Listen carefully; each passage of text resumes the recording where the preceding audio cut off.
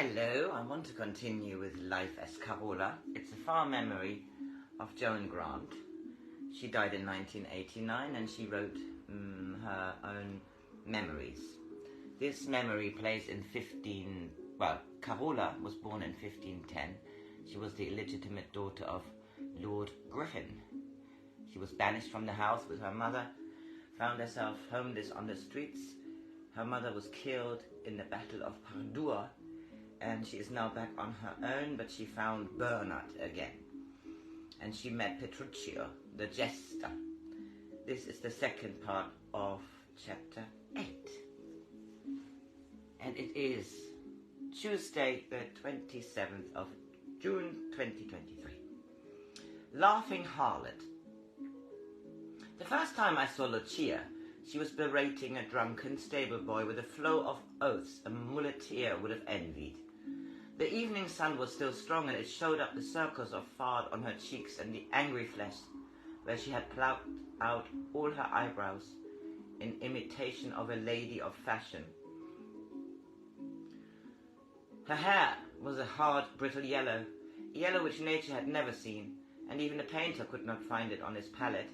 It was elaborately curled and tied up with many little bows of dirty green and tinsel ribbon, looking as though a magpie had built its nest on her head. She must have thought me a peasant girl, sheep-stupid, who could easily be dazzled by her flamboyant charms, and I thought her worthless as a peddler's trinket. But we had to share a room, so for the comfort of both of us, we maintained the courtesies. I wondered if she would be jealous of Bernard's fondness for me, but I found that his feelings meant nothing to her. She had many lovers and was as careless of them as a rich woman with her dresses.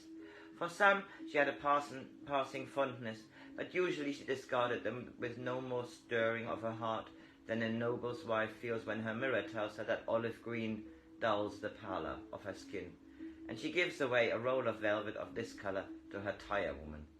Bernard gave me a lute, not so mellow as my mother's had been, but sweet enough, and soon I was able to play the accompaniments to Lucia's songs. She was friendly to me and offered to show me how to curl my hair, and told me I could help myself from her fod pots. I think it annoyed her that I never did so. It's curious what people will do to change themselves for fashion. Every week or two, the roots of Lucia's hair would begin to show that nature had intended it to be an ordinary brown, and she would have to dye it again. She put on a wide, crownless hat of stiff, coarse straw, and pulling all her hair up through the crown, she spread it out on the brim. Then she would ask me to pomade her head with an evil-smelling paste, which had to be moistened every time it dried, and while it was being done, she had to sit for 4 hours in the full sunlight. When I asked her if she realized that what she was putting on her head was cow's urine, she said, "Of course I do. It's the same as the wife of a noble would use, only she would buy it for a gold piece from an alchemist who calls it an elixir of the Indies, because he had dissolved a little musk in it. You put yourself very high, Carola.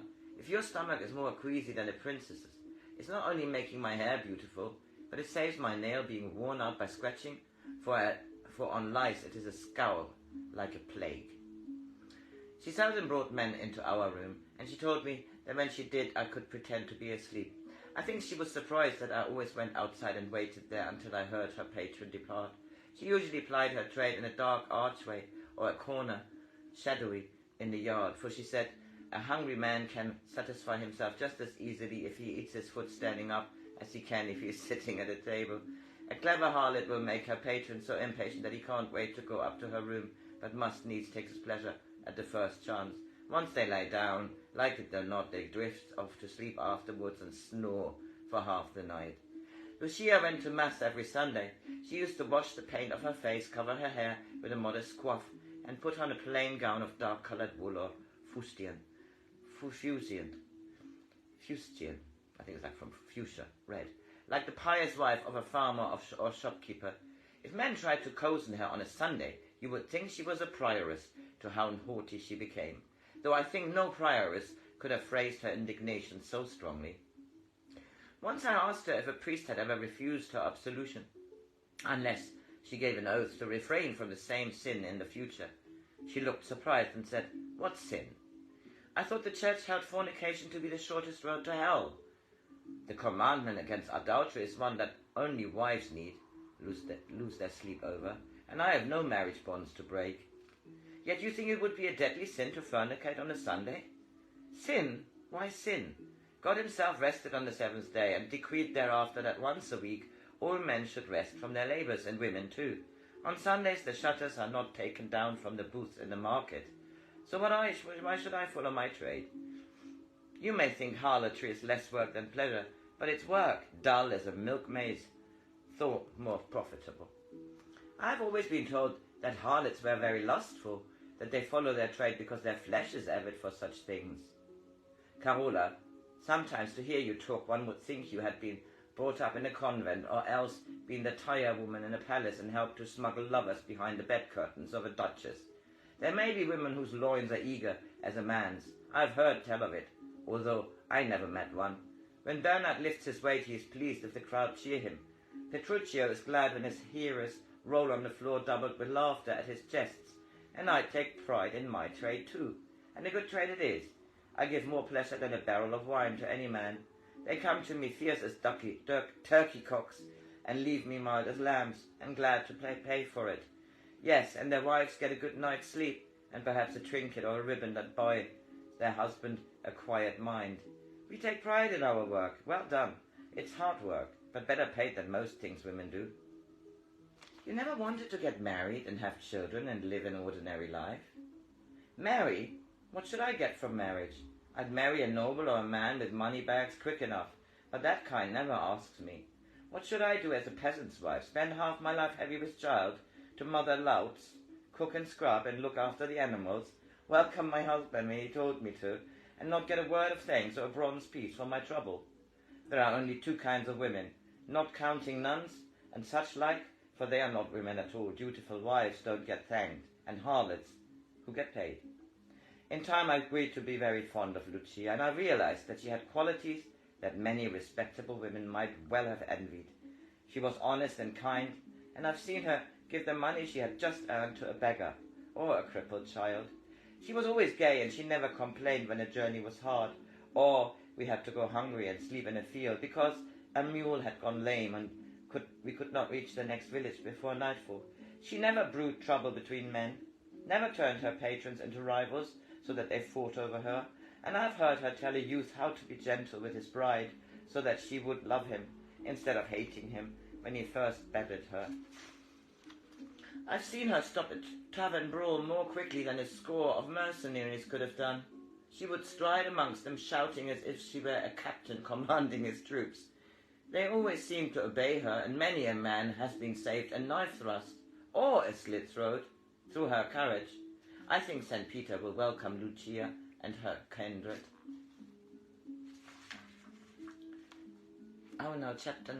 Chapter 9. Companions on a Journey. I had known Petruchio quite a long time before I discovered there were many things I could talk about with him to which Bernard and Lucia would not have listened. Perhaps it was because he stood beside me, he reached only to my shoulders, that I was slow in realizing how great he was. Or it may have been because I lived with people who did not look for wisdom from a jester that at first I did not hear in his voice. When we were travelling through the marsh country, I was attacked by the fever that comes from the mists of the low ground. In the south there have been a poor vintage, and people had little money to give to players. We were on our way to Tuscany, where the people are not so dependent on the grapes harvest. Peter, Bernhard and Lucia decided to press on, but Petruchio said that he would stay with me.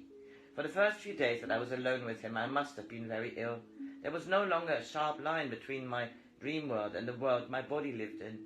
Even when I slept, I could not escape into tranquility, and it seemed that the demons of the shade stood beside the straw on which I lay and mocked at me. Yet, through the grey twilight and disembodied shapes, I would hear the voice of Petruchio, strong and gentle, and always it brought me comfort. His hands that tended me were long and beautifully shaped, as though they would be familiar with a painter's brush, and as I grew stronger with him, I found more happiness than I had ever known. I no longer felt a desolate stranger. We were like two travellers who, content in each other's company, can journey through a land whose language and customs are unfamiliar, and yet find there no hostility, for this very strangeness is a very new interest to be shared. I used to tell him how sometimes in my dreams I could fly, darting through the air like a bird, or resting upon it as though I floated upon still water. And to him this was no more curious than as if I had told him that yesterday I had walked through the forest to gather pine kernels. Even my visions of the Shining One became more luminous now that I could talk of them to Petruchio, for he had given me a deeper understanding, both of myself and of the mysteries. It was he who showed me that what I had experienced was true, not only of myself, but of all the people of earth who wished to acquire it, and that sleep memory is no more a special favour of the gods, or the seal of a divine compassion, than is the practised skill of a ploughman, who can drive a straight furrow across a field. When I was well again, we set forth to rejoin Bernard and Lucia. In the evenings I used to play my lute, and Petruchio taught me the value of a falling harmony, how to weave a new thread into an old tune, to bring it gaiety, or make a silver melody by pledging sorrow in a minor key. I shall always remember how one day Petruchio said to me, "Carola, I think you are impatient of this world, as once I was. You feel that it is a sombre twilight, and even its brightest colours are dim, like a picture that has hung too long in a smoky room. But there is happiness on earth if you can find it. There is much beauty in the world which God gave to men for their refreshment. If we do not accept his gift, it is not God who has withheld this joy, but we who deny it to ourselves. We are all born into a small dominion, and it is wiser to cultivate our own field than to envy the wide lands of a neighbour. There was a time when I should have envied Bernard, because his body is strong as a tree that has age in its branches. But this was before I learned that even if one is born a dwarf, one can do much to train oneself to forget this small imprisonment. I said, perhaps we could make our lives follow a pattern of our own choosing if we were not influenced by other people's. But they are. The chains which binds us to sorrow is made of so many links. Why did my father destroy my mother's happiness? Why did the Republic elect that duke instead of another to rule Padua? Why did the pack mule break its leg so that we stayed there when the townspeople revolted? Why did the blood make Celestina break away from me so that we followed her? Why did the rebel's knife find my mother's heart, and not mine? So many links, and if any of them had not been forged, circumstances would have bound me a prisoner with a difficult chain. Though there are some things that we must undergo while we are beyond the temporal power of ourselves to change. There are many that are influenced by our own approach to life. A drover may overload his mules until they die of exhaustion, but God does not give his children a burden they are not strong enough to carry.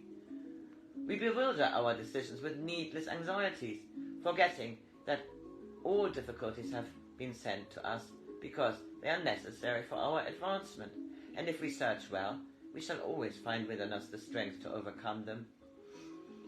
But Petruchio, the happy lover, walks in joy, and the galley slave groans at the oar. Surely our approach to life cannot alter the circumstances into which we have been born. If the pattern of 3 lives were identical, so that 3 men experienced the same difficulties and the same pleasures, and each man told you the story of his life, you might think one was a happy philosopher, one a fool, and the third the twin brother of melancholy. We had been travelling since early morning, and were resting during the midday heat in a little wood on the top of a hill. The river was low between the quiet fields, and the Umbrian plain was drowsy in the sun. While we were looking out from the shade to this pleasant scene, Petruchio said, "When 2 men look at the same landscape, they do not see the same things. What should I see if I were a noble? That little hill would be the site for a summer villa, and its slope could be terraced into gardens leading down to the river. By the river's edge I could build a marble pavilion where a pleasure boat would always be moored. The vineyards and the rich pastures would belong to my estate, and I should ride across these waters meadows when I ungest my falcons. If I were a painter, I should see none of these things. It is the high clouds and the pilgrimage of cypresses on the distant slope, which first would hold my eyes. I should ponder on my colours, trying to judge if sienna red or umber blend with vermilion would be best, the best matching the quiet warmth of that farmhouse roof. how I should echo the shadows of that distant field, or capture the sorrow of the willows who languished for their own beauty as did the young Narcissus. Have I proved to you, Carola, that vision comes from the soul behind the eyes? All whom I have met during my life, Petruchio, have been unhappy because they long for something that is just out of their reach. None of them possesses the secret of contentment. None of them has achieved your strange tranquility. How did you find peace, Petruchio? If you told me, I might find some quietness. So, the next one is called Window Without Shutters. Have a good choose.